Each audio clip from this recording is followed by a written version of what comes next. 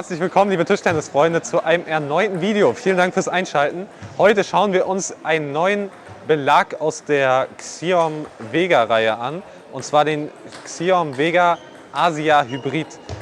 Ist ein erneuter Hybridbelag. Ja, wir haben ja mittlerweile schon viele Hybridbelege getestet. Mal schauen, inwiefern sich dieser von den anderen unterscheidet und was die Vor- und Nachteile sind. Viel Spaß mit dem Video und let's go! Kommen wir zu den Eigenschaften des Xiaom Vega Asia H.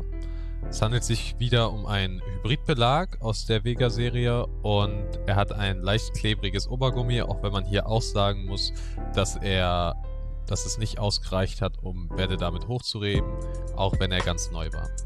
In der Schwammdicke gibt es die Maximalversion mit 2,3 mm. Diese haben wir auch getestet. Für mich war sie etwas zu dick und bei Aufschlägen habe ich gemerkt, dass sich das nicht so gut angefühlt hat, da der Schläger insgesamt zu dick wurde für mein Empfinden. Ähnlich wie beim Vega Pro H sind die Noppen beim Vega Asia H im Vergleich zum normalen Vega Asia etwas kürzer und das Obergummi ist etwas dünner. Die Schwammhärte ist mit 50 Grad etwas härter als beim normalen Xiaom Vega Asia. Der hat nämlich eine Schwammhärte von 47,5 Grad. Beide Schwämme sind schwarz, aber sie unterscheiden sich etwas in der Struktur.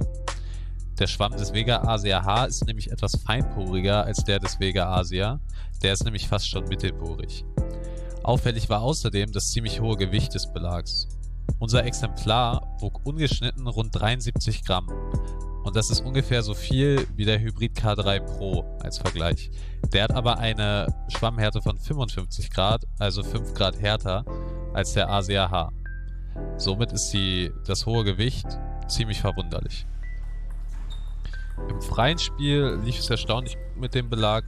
Die Eröffnung kam sehr schnell und mit echt viel Spin. Auch wenn ich natürlich einige einfache Fehler gemacht habe, was sich allerdings dadurch kompensiert hat, dass Lorenz gleichzeitig auch einen anderen Belag getestet hat und daher auch nicht allzu sicher war. Aber wenn man den Ball gut getroffen hat, hat es sich echt genial angefühlt. Das heißt, da kamen echt Katapulte raus und von daher für Leute, die gerne Offensivschläge spielen und gerne auch Endbälle machen und den Ball vernichten wollen, denke ich, wird man hier auf jeden Fall freudig. Im Topspin-Spiel und Konterspiel sieht man hier ganz gut, er fühlt sich echt sauber, solide an, man muss sich nicht viel anstrengen, um da echt gut Tempo rauszuholen. Allerdings hat er natürlich auch einen hohen Katapulteffekt, was auf der einen Seite gut ist, wenn man Endschläge machen möchte, auf der anderen Seite natürlich auch etwas unkontrollierter im Aufschlag, Rückschlag oder bei einfachen Topspins ist. Im Vergleich zu anderen Hybridbelegen ist mir aufgefallen, dass die Kontaktzeit relativ kurz ist. Das heißt, die Oberfläche ist nicht sonderlich klebrig, auch mit dem Härtegrad 50 ist es ein echt fester Belag.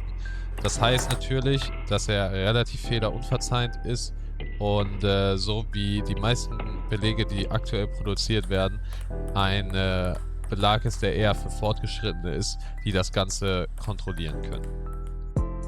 Zusammenfassend lässt sich sagen, dass es sich hierbei um eine gute Alternative zu den bereits etablierten Hybridbelegen handelt.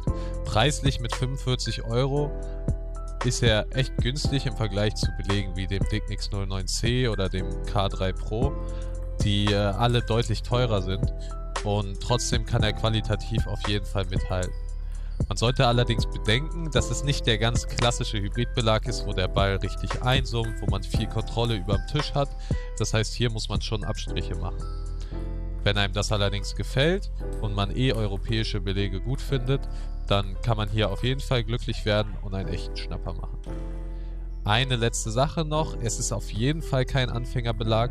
Das heißt, wie alle Hybridbelege, holt sie euch nur, wenn ihr wirklich viel trainiert oder wenn ihr ambitioniert seid oder schon sehr fortgeschritten. Da es ansonsten echt schwer zu kontrollieren ist und im Vergleich zu anderen Belegen fehlerunverzeiht. Das war unser Video. Ich hoffe, es hat euch gefallen. Lasst doch gerne ein Like und einen Kommentar da. Teilt auch gerne eure Erfahrungen mit dem Belag. Und wenn ihr uns noch etwas mehr supporten sollt, geht gerne auf unsere Website, die ist in der Videobeschreibung verlinkt. Dort könnt ihr auch ein privates Coaching mit Lorenz Kalker buchen. Ja, das war's mit dem Video und bis zum nächsten Mal.